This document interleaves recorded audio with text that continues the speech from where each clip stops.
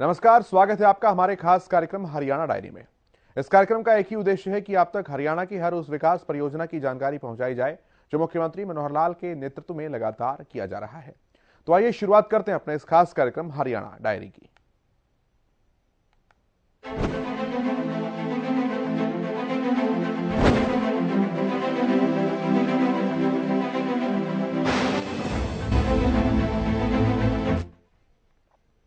मुख्यमंत्री मनोहर लाल ने परिवार पहचान पत्र को लेकर अधिकारियों के साथ समीक्षा बैठक की।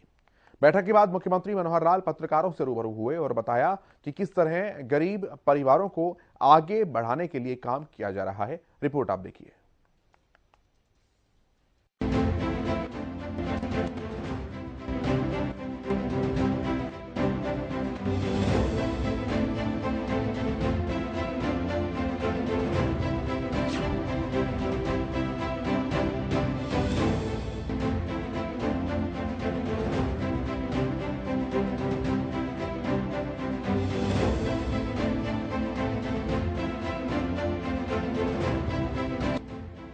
हरियाणा सरकार गरीबों के उत्थान के लक्ष्य को लेकर लगातार काम कर रही है।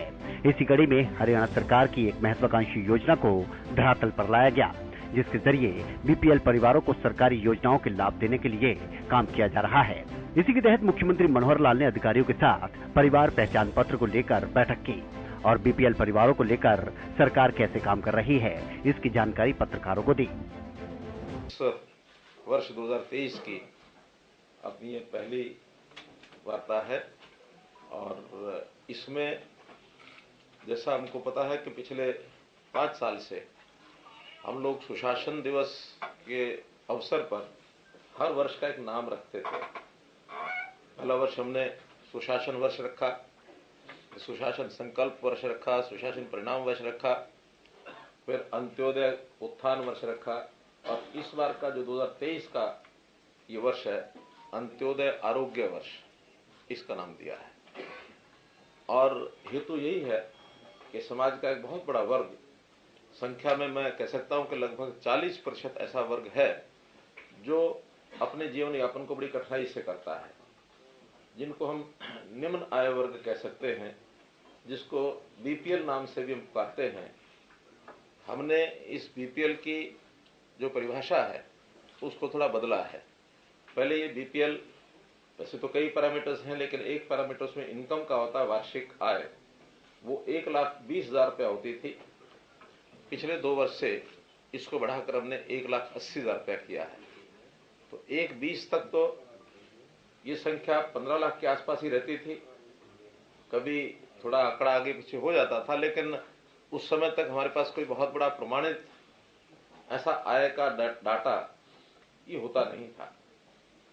हमने जब से परिवार पहचान पत्र लागू किया तो उसमें उस परिवार की प्रमुख बातें जो एकत्र की, जिसका सत्यापन किया, वेरिफिकेशन हुआ, उसमें जैसे डेट ऑफ बर्थ है, जैसे उस व्यक्ति का व्यवसाय है, आयु के हिसाब से उसकी जो भी यानी उसका जो व्यस्तता रहती है, उसमें विद्यार्थी है तो विद्यार्थी अथवा व्यवसाय करता तो व्यवसाय, 60 वर्ष की आयु के बाद उसको सोशल जस्टिस के लाभ उसको मिले, इस प्रकार से ये सब बातें उसमें रहती थी।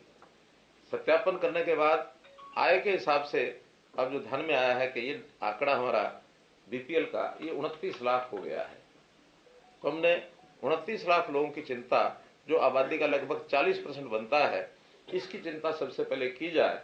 उसी का अधिकार मैं मान के चलता हूं कि सरकारी जितने भी रिसोर्सेज है, संसाधन हैं, उसके ऊपर पहला अधिकार उनका है। उनको मुख्य धारा में लाना, उनकी आय को बढ़ाना, जिसके कारण से प्रदेश की आर्थिक स्थिति अच्छी होगी, देश की आर्थिक स्थिति में भी बढ़ोतरी होगी, तो गरीब आदमी को लाभ पहुंचाने का हमारा एक संकल्प। और उसमें भी जैसा 5 चीजें हमेशा मैं चर्चा करता हूं, 5S, शिक्षा, स्वास्थ्य, सुरक्षा, स्वावलंबन और स्वाभिमान। तो इन 5 चीजों में उनको कैसे बूस्ट मिले। शिक्षा के नाते हम लोगों ने बहुत से विद्यालय पहले जो बढ़ाए थे, बढ़ाने के बाद शिक्षा का स्तर अच्छा करने के लिए बहुत से काम किए। अध्यापकों को भी ठीक भर्ती उसकी वहां होकर के शिक्षा अच्छी मिले। अध्यापकों की जो कमी है उसको हम पूरा कर रहे हैं, चाहे वो भर्ती के नाते, चाहे एचकेआरएन के नाते। नए प्रकार के स्कूल, संस्कृति मॉडल स्कूल, ये भी हम नए शुरू किए हैं। अगर कुछ गरीब बच्चे प्राइवेट स्कूलों में पढ़ना चाहते हैं तो उनकी चिराग योजना के अंतर्गत उनकी फीस देने की बात भी हमने शुरू की है। अभी पिछले 1 वर्ष से सब स्कूलों में डुअल डेस्क की व्यवस्था और वहाँ इंफ्रास्ट्रक्चर के नाते जो कमियां हैं वो सब पूरी कर रहे हैं। अब स्वास्थ्य के बारे में जो विचार करते हैं तो प्रधानमंत्री जी ने भी एक योजना जो आयुष्मान भारत तय की थी, जिसके अंतर्गत हर परिवार का 5 लाख रुपए तक का स्वास्थ्य बीमा ये किया गया। बहुत से उसका लोग लाभ उठा रहे थे, लेकिन उस संख्या को बढ़ाया गया है चिरायु योजना के नाम से, और ये संख्या 29 लाख परिवार अर्थात 1.25 करोड़ आबादी, उसको ये लाभ पूरा मिलेगा। हर ऐसे नागरिक का पहले फेज में 180 तक, दूसरे फेज में उससे आगे भी बढ़ेंगे, उनका एक प्रकार से शारीरिक स्वास्थ्य परीक्षण ये करने की योजना भी बनी है, जिसमें लगभग अभी तक 1 लाख लोगों का और स्वास्थ्य परीक्षण हो चुका है। क्योंकि ये बड़ा काम है, इसके सेंटर्स हमको बढ़ाने पड़ेंगे। साल भर तक ये लगातार चलेगा तो ये 180 तक की आबादी, इसको सबको हम स्वास्थ्य परीक्षण इसका करा सकेंगे, ताकि जरूरत पड़ने पर वो अपना स्वास्थ्य का एक प्रकार से जांच करा के उसमें कोई आवश्यकता है तो उसका इलाज भी व्यक्ति करा सके। इसी प्रकार लोगों के रोजगार के लिए हर ऐसा परिवार जिसके घर में आय कम है, उसके एक व्यक्ति को रोजगार कैसे दिया जाए, मुख्यमंत्री अंत्योदय उत्थान योजना ये हमने चलाई थी। लगभग 30,000 लोगों को उसके अंतर्गत लोन्स दिए गए हैं। कुछ लोगों की स्किलिंग के माध्यम से उनकी ट्रेनिंग हो रही है ताकि अपना काम वो कर सकें। HKRN जो नया पोर्टल बनाया है, उसमें भी अभी तक 4,000 लोगों को और जो गरीब परिवार हैं उनको टेम्परेरी एक नौकरी दी गई है। तो ऐसे उनके व्यवसाय के लिए हम सारे काम कर रहे हैं। वहीं मुख्यमंत्री मनोहर लाल ने कहा कि पहली बार रिकॉर्ड 12 लाख के करीब राशन कार्ड बनाए गए। जो अपात्र लोग हैं उनके राशन कार्ड काटे गए। प्रदेश में करीब 10 लाख पुराने राशन कार्ड काटे गए हैं, जिनकी फैमिली आईडी में आय अधिक है। हालांकि विभाग की तरफ से अब दोबारा संशोधन किया जा रहा है और गलत काटे गए राशन कार्डों को दोबारा से जोड़ने की प्रक्रिया भी जारी है। साथ ही मुख्यमंत्री ने अपील की कि जो लोग योग्य हैं वो राशन कार्ड का खुद ही सरेंडर कर दें। अब जो इस वर्ष के प्रारंभ में हमने कहा कि इनको सबको जिनके राशन कार्ड नहीं है, ऐसे परिवारों को राशन कार्ड ऑटोमेटिकली बन जाएगा। तो ऑटोमेटिकली राशन कार्ड बनाने में जब उसका एनालिसिस किया गया तो बहुत ऐसे परिवार हैं जिनको राशन कार्ड पहले से वर्षों से नहीं मिले हैं, और बहुत ऐसे भी हैं जो उस पैरामीटर से बाहर हैं, जो राशन कार्ड का लाभ उठा रहे हैं पीले राशन कार्ड का, वो वास्तव में अपात्र हैं, जो डिजर्व नहीं करते हैं। ऐसे लोगों के राशन कार्ड काटे भी हैं। क्योंकि ये बड़ी एक्सरसाइज थी, तो इस बड़ी एक्सरसाइज में स्वाभाविक है टेक्निकली या फिर स्वयं लोगों ने जिसका निरीक्षण किया है उसमें से जो एक जिसको कहना चाहिए सर्वे किया है, तो उस सर्वे में बहुत सी गलतियां रहना स्वाभाविक है। तो जो गलतियां उसमें ध्यान में आई हैं, तो उन गलतियों को ठीक करने के लिए हम जनवरी माह में ऐसे सब लोगों की शिकायतें लेकर के उनकी गलतियां ठीक कर देंगे। ऐसा आज मैंने एडीसीज की मीटिंग लेकर के और निर्देश दिए हैं, और उन्होंने भी तय किया कि 31 जनवरी तक ये सारी चीजें हम ठीक कर देंगे। उसके लिए 2 टेलीफोन नंबर भी जारी किए गए हैं, और उन टेलीफोन नंबर के ऊपर लोग अपनी शिकायत करा सकते हैं। टेलीफोन नंबर है 1800 180 2087। तो ये जो 11 अंकों का एक नंबर रहता है, और इसी प्रकार से जो 4 अंकों का एक छोटा नंबर होता है 1967। तो ऐसे ये 2 नंबर प्रचारित किए गए हैं ताकि लोग अपनी शिकायत इस पर दर्ज करा सके, और उनको 15 दिन के अंदर अंदर सोल्यूशन करने के लिए भी आज हमने कह दिया है। किसी कारण से 15 दिन में प्रोसेस पूरी नहीं होती है उस शिकायत को ठीक करने के लिए, तो 15 दिन बाद इस महीने का राशन कार्ड ऑटोमेटिकली उनको मिलेगा। उनको समाचार जाएगा कि आप लोग 15 दिन के अंदर अगर ये समस्या का हल नहीं हुआ है तो आप लोग राशन के इस महीने के हकदार हैं, ताकि आगे आने वाले समय में उसकी निस्तारण किया जा सके उसकी कंप्लेंट का। उसके बाद अगर वो श्रेणी में रहता है तो लेगा, और नहीं रहता है तो फिर उसमें से उसका नाम हट जाएगा।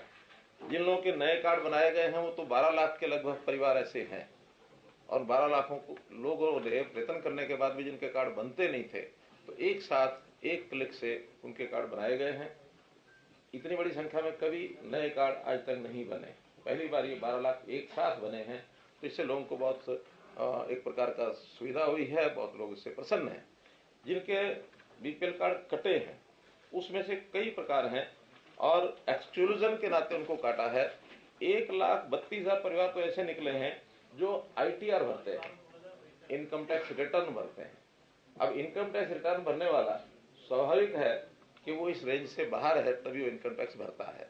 हो सकता है वो 2011 में उसकी स्थिति ऐसी नहीं रही होगी, लेकिन 11 साल बीत जाने के बाद कभी किसी ने कटवाया नहीं अपने आप, अब वो डाटा को लिया है तो वो 1,32,000 परिवार, और वो तो ठीक कराने के लिए भी वापस लौटे नहीं हैं। उनको पता लग गया है कि हम इनकम टैक्स पे ही हैं तो नहीं जाएंगे। इसी प्रकार से सरकारी और अनुबंधित कर्मचारी ऐसे भी उसमें 51,489, 51,500 लगभग ये लोग निकले हैं जो सरकारी नौकरी प्राप्त कर चुके हैं। सरकारी पेंशनर्स 2,100 नाम ऐसे हैं जो सरकारी पेंशनर्स निकले हैं। हो सकता है उस समय उन्होंने गलती से बनवा लिया हो, जो आज रिटायर होने के बाद सरकारी पेंशन ले रहे हैं, तो भी पेंशन का तो डाटा मेरे पास आया है। ऐसे परिवारों के भी राशन कार्ड कटे हैं। जिनकी वार्षिक आय सर्वे के बाद 1,80,000 से, अर्थात जो इन श्रेणियों में नहीं है, इसके अलावा जो हैं वो भी 3,44,000 हैं। उसमें जिन लोगों का सर्वे मानो किन्हीं कारण से गलत है तो वो जो शिकायत करेंगे तो उनका दोबारा से सर्वे होगा और फिर उसमें अगर कोई गलती किसी कारण से हुई है तो उसको ठीक किया जाएगा। 2 श्रेणियां ऐसी हैं, औद्योगिक श्रमिक और जो किसानों का फसल प्रोक्योरमेंट का कीमत 4 लाख या इससे ऊपर है, ऐसी 2 श्रेणियों को भी चिन्हित किया है। क्योंकि औद्योगिक श्रेणी के जो भी लोग हैं, ये ठीक है कि उसमें मिनिमम वेजेस ये भी सब तय होते हैं, लेकिन कई जगह मिनिमम वेजेस भी 15,000 नहीं होते, उससे कम होते हैं। और जो लोग 4 लाख रुपए का अपना जिन्स बेचते हैं, उसमें कुछ फसलें तो ऐसी हैं जिनका 1,80,000 इनकम मानी जा सकती है, कुछ ऐसी भी हैं शायद उसमें 1,80,000 नहीं होती होगी। तो ऐसे दोनों लेवल के जो लोग हैं, इनका दोबारा से एक सर्वे कराने की बात हमने कही है। ये दोनों औद्योगिक श्रमिक लगभग 2 लाख हैं और किसानों की जिनकी आय 4 लाख से ज्यादा आय नहीं है, जिनकी बिक्री 4 लाख से ज्यादा हुई है, ये ज्यादा नहीं है, ये भी 7,000 है। तो ऐसे ये 2,05,000 कुल परिवार ऐसे हैं जिनका दोबारा से सर्वे होकर के और उनकी आय का और एक फिक्स किया जाएगा कितनी उनकी आय है। बिजली बिल की खपत, जिन परिवारों का, यानी ऐसा एक स्टडी है जो पावर डिपार्टमेंट की क्या बल्कि कुछ और रिसर्च जो करते हैं ऐसे लोगों की एक हमने ली है राय, तो 5% किसी भी व्यक्ति की इनकम वो बिजली के घरेलू बिल में उसका खर्च होता है। इसका अर्थ यह है कि 1,80,000 में 5% है 9,000। साल में 9,000 रुपए से ज्यादा जिसका बिल आता है, ऐसे लोगों को भी 1,80 मान करके और उसमें से एक्सक्लूड किया है। अर्थात जिसका लगभग साल का कोई लगभग 250-300 यूनिट ऐसा बनेगा, 750 रुपया महीने का बनता है, तो 750 का मतलब है 250-300 यूनिट वो कोई हिसाब लगा करके इस लिमिट से ज्यादा जिनका बिल आता है वो भी 15,000 रुपए से ज्यादा सैलरी में उसको यानी इनकम में डाल करके मान करके उनको भी बाहर किया है। ऐसे परिवार हैं 2,27,000। फिर तीसरी इसमें श्रेणी जो है आईटीआर, औद्योगिक श्रमिक, बिजली बिल, सरकारी, किसान, पेंशन, सभी ये लोग हैं, ऐसे 9,60,000 हैं। इन 9,60,000 की शिकायतें 15 दिन के अंदर अगर हल नहीं होती हैं तो उनको जनवरी के महीने का भी राशन मिलेगा। आगे फिर उसको बहुत जल्दी ये पूरा करने का काम हमने किया है। तो ये एक मुख्य रूप से जो आज आपको मुझे बताना था। हम लोगों ने हर सावधानी बरती है कि किसी के साथ ऐसे ही गलत ढंग से यानी किसी का राशन कार्ड न कटे। यानी गलत नहीं है हम, गलती होना स्वाभाविक है, गलती तो वो कहते हैं टू एयर इज ह्यूमन, गलती तो हो जाती है, लेकिन गलत मंशा नहीं है। मंशा यही है गरीब है उसको मिले, जो ठीक थोड़ा अपने लेवल पर पहुंच गया है उसको वो नहीं भी मिलता तो उसका हिसाब किया जा सकता है।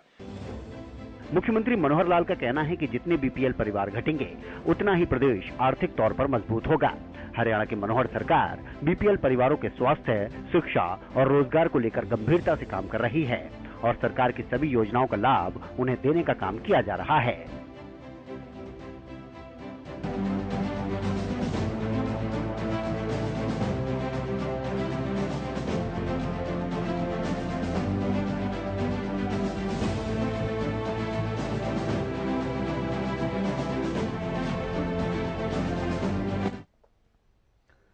फरीदाबाद और बल्लभगढ़ क्षेत्र के लोगों को सरकार की तरफ से कई सौगात दी गई हैं।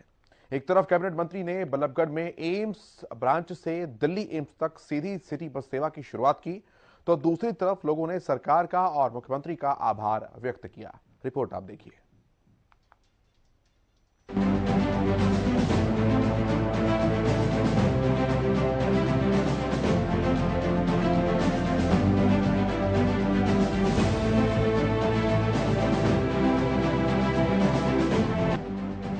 हरियाणा सरकार हर वर्ग को साथ लेकर चलने के लक्ष्य के साथ काम कर रही है और इसीलिए हर रोज लोगों की मांग के अनुसार उन्हें सौगात दी जा रही है। इसी कड़ी में हरियाणा के कैबिनेट मंत्री मूलचंद शर्मा ने फरीदाबाद और बल्लभगढ़ क्षेत्र के लोगों को कई सौगात दी। मूलचंद शर्मा ने हरियाणा सरकार की तरफ से बल्लभगढ़ के एम्स ब्रांच से दिल्ली एम्स हॉस्पिटल तक सीधी सिटी बस सेवा की शुरुआत की। परिवहन मंत्री मूलचंद शर्मा ने हरी झंडी दिखाकर उस बस से दिल्ली एम्स तक का सफर भी किया। उन्होंने कहा कि नए साल में उन लोगों की मदद के लिए इसकी शुरुआत की गई है जो अपना इलाज कराने के लिए दिल्ली जाते हैं। कई लोगों के पास साधन नहीं होते, इसीलिए सिटी बस से लोगों को बड़ा फायदा होगा। परिवहन मंत्री मूलचंद शर्मा ने कहा कि बस का अमूमन किराया सामान्य ही रहता है, इसलिए इस बस में केवल 50 रुपए में एम्स तक जाया जा सकता है।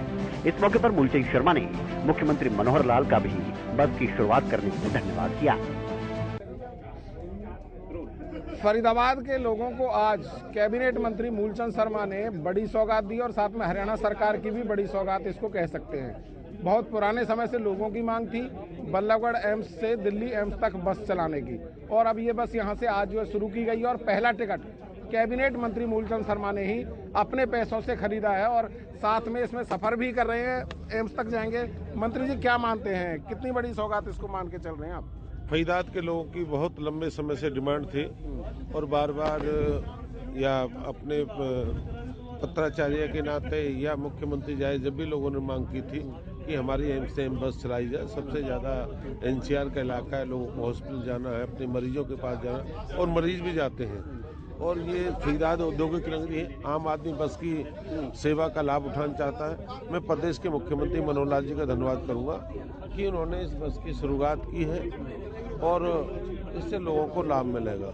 कहाँ से होती हुई ये बस जाएगी, किस तरीके का रूट इसका रहने वाला है? ये बल्लभगढ़ से लेके एनआईटी से अपने बीके हॉस्पिटल बीके जाएगी, बीके होते फरीदाबाद से निकलती हुई और सीधे अपना दिल्ली पहुंचेगी एम्स हॉस्पिटल, एम्स से वापस आके फिर से रास्ते से वापस आएगी और लोगों को इसका लाभ मिलेगा कि लोगों को जो आने जाने में परेशान नहीं, पहले जा नहीं पाते थे, लोग जगह जगह उतरते थे, कहीं 3 व्हीलर का साल है, कहीं दूसरी बस करते, और पहली बस ये रहेगी जो हॉस्पिटल से हॉस्पिटल एम्स टू एम्स जाएगी, जिससे लोगों को लाभ मिलेगा।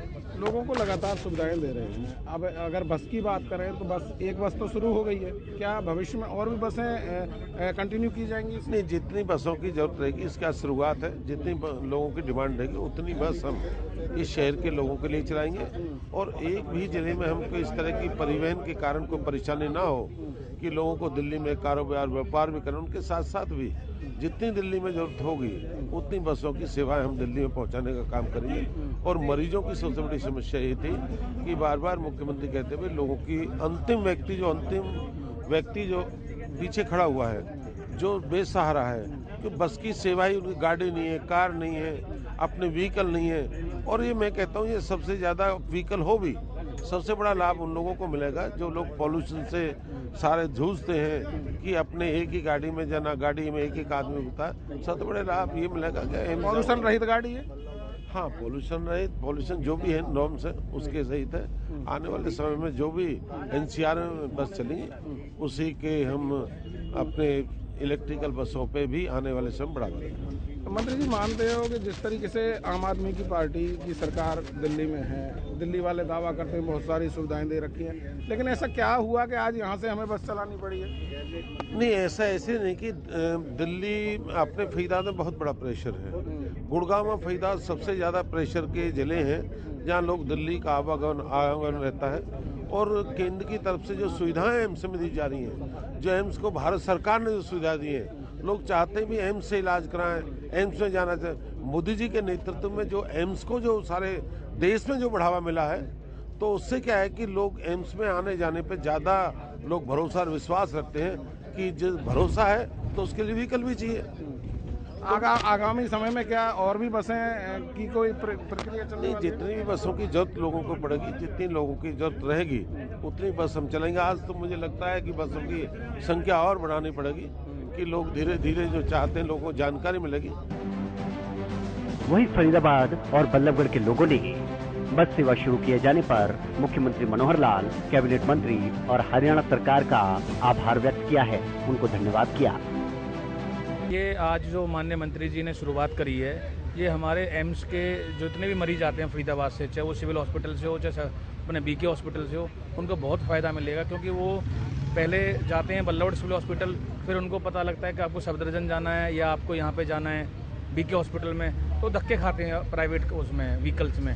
तो मंत्री जी ने आज बस की जो सेवा शुरू करी है, ये बहुत अच्छी शुरुआत है और मरीजों को और गरीब लोगों को बहुत फ़ायदा मिलेगा। तो काफ़ी फ़ायदा मिलेगा। आप क्या देख रहे हैं, क्योंकि पहले नहीं थी बस, अब बस चल गई है, तो कितना फ़ायदा देख रहे हैं आप? अब तो काफ़ी फ़ायदा है। मैं मंत्री जी का बहुत बहुत धन्यवाद करता हूं कि उन्होंने इस तरह की सर्विस चालू करी। हम सुबह बल्लभगढ़ से बैठे और उसके बाद बीके होते हुए और सीधा हम यहाँ एम्स पहुँचे हैं। और नहीं तो जब हम मेट्रो से आते थे तो कई मेट्रो चेंज करनी पड़ती थी। अब तो एक ही जगह से बैठो, बल्लभगढ़ से बैठो, सीधा एम्स पहुँच जाओ। ये बहुत सीधा एम्स पहुँच जाते हैं। पहले क्या बस की सेवा नहीं थी? पहले बस की सेवा नहीं थी। बल्लभगढ़ जो शहर है उसमें सैकड़ों गांव लगते हैं और सैकड़ों गांव के जो लोग हैं वो एम्स दिखाने के लिए आते थे, तो उन्हें धक्के खाने पड़ते थे। लेकिन मंत्री जी ने उनकी समस्या को समझा और एक रोडवेज की बस चलाई है जो बल्लभगढ़ से बीके होते हुए एम्स और सफदरजंग के लिए आएगी। इससे लोगों को बहुत फ़ायदा होगा। बहुत फ़ायदा होगा। आप कैसे देख रहे हैं इसको? देखो, आज मैं परिवहन मंत्री पंडित मूलचंद शर्मा जी का विशेष तौर पर धन्यवाद करूंगा, क्योंकि गरीब आदमी की सवारी हरियाणा रोडवेज को कहा जाता है। अब मात्र 50 रुपये में दे के आदमी अब बल्लभगढ़ से सीधा बैठ के 1 घंटे में ऑल इंडिया मेडिकल आ जाएगा। नहीं तो पहले क्या था, बदरपुर तक अलग ऑटो पकड़ना पड़ता था, बदरपुर से अलग बस पकड़नी पड़ती थी। क्योंकि जो गरीब आदमी है वो ही ऑल इंडिया मेडिकल और सरकारी अस्पतालों में ज़्यादातर जाता है, और उसको मात्र 50 रुपये में जो सुविधा दी है, अब वो अपना ठीक ढंग से उपचार करा पाएगा। और उसके परिजन जो अपने पेशेंट को देखने के लिए आते थे, उनके लिए भी काफ़ी लाभकारी ये योजना है। तो काफ़ी लाभकारी बस से रहेगी। आप क्या देख रहे हैं, किस तरीके से? देखिए, ये एक गरीब जो आदमी है तो सरकारी सुविधाएं मिलती हैं उसको, और बस एक ऐसी सुविधा है जो उसके लिए बहुत सुटेबल है। आदमी ये बस में बैठेगा, सीधे एम्स के लिए आएगा। जो बीच में परेशानी होती थी, उसे साधन नहीं मिल पाता था, परेशान होना पड़ता था, अब सीधी बस बल्लभगढ़ चलेगी और एम्स पहुँचेगी, उसका इलाज समय पर हो पाएगा। इसके अलावा कैबिनेट मंत्री मूलचंद शर्मा ने सेक्टर 22 जे कॉलोनी जलघर से सेक्टर 22 एरिया के लिए पानी की पाइपलाइन बिछाने के कार्य का भी शुभारंभ किया। इस मौके पर कैबिनेट मंत्री ने कहा कि अब बल्लभगढ़ विधानसभा के रेलपार इलाके से किए गए वायदे लगभग पूरे हो गए हैं। प्रदेश के मुख्यमंत्री मनोहर लाल जी ने इसका उद्घाटन किया था, पानी का अपने 24-25 Sanjay colony, 22-23 east India colony, जो पानी उसकी एक लाइन थी जो 22 के लिए जानी थी, और 45 लाख की जो लाइन है जो 22 के पानी के बूस्टर में गिरेगी और वहाँ से पानी की सप्लाई होगी। और पानी जहाँ बहुत लंबे समय से 20 साल से जो डिमांड थी, उस पानी की बहुत लोगों को पीड़ा थी और लोग 3-4 दिन पानी मिलता था। इसके बाद इस पाइपलाइन जुड़ने के बाद समान पानी सबको मिलेगा और जहाँ जहाँ पानी की समस्या रहेगी उसको पूरा करेंगे। और जितना भी पानी 22-23 Sanjay colony, east India colony, जहाँ तक पानी रहेगा सबको पूरा करेंगे। आज उसका हम उद्घाटन। वहीं 1857 के स्वतंत्रता संग्राम में अंग्रेजों द्वारा फांसी पर चढ़ाए गए बल्लभगढ़ के राजा शहीद नाहर सिंह का बलिदान दिवस मनाया जा रहा है। इस मौके पर कैबिनेट मंत्री और स्थानीय लोगों ने उन्हें श्रद्धांजलि अर्पित की। आज राजा नाहर सिंह जी का बलिदान दिवस है और 3 आदमियों को दिल्ली के दरबार पर लाल किले जो फांसी के फंदे पर लटकाया गया था, उसमें भूरा वाल्मीकि, गुलाब सिंह सैनी, राजा नाहर सिंह के साथ साथ उसके दिल्ली के दरबार पर फांसी पे दी गई थी। आज उसका बलिदान दिवस हम शहर में मना रहे हैं और एक नहीं अनेक संस्थाएं मना रही हैं।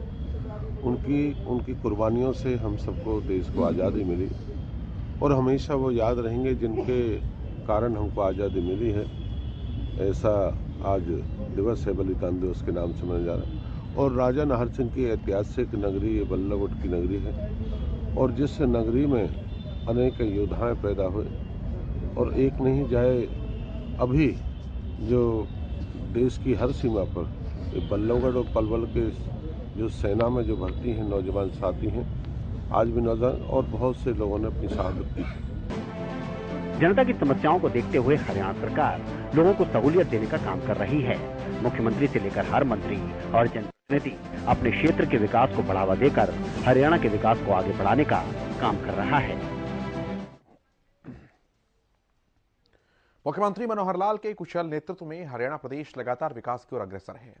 ऐसे में हरियाणा का हर वर्ग सरकार के कामों से काफी संतुष्ट नजर आता है। हरियाणा सरकार कहती है कि हमारा मकसद है कि प्रदेश के अंतिम व्यक्ति का विकास किया जा सके। फिलहाल हमारे आज के इस खास कार्यक्रम में इतना ही। कल आपसे फिर मुलाकात होगी। आप देखते रहिए हरियाणा न्यूज। नमस्कार।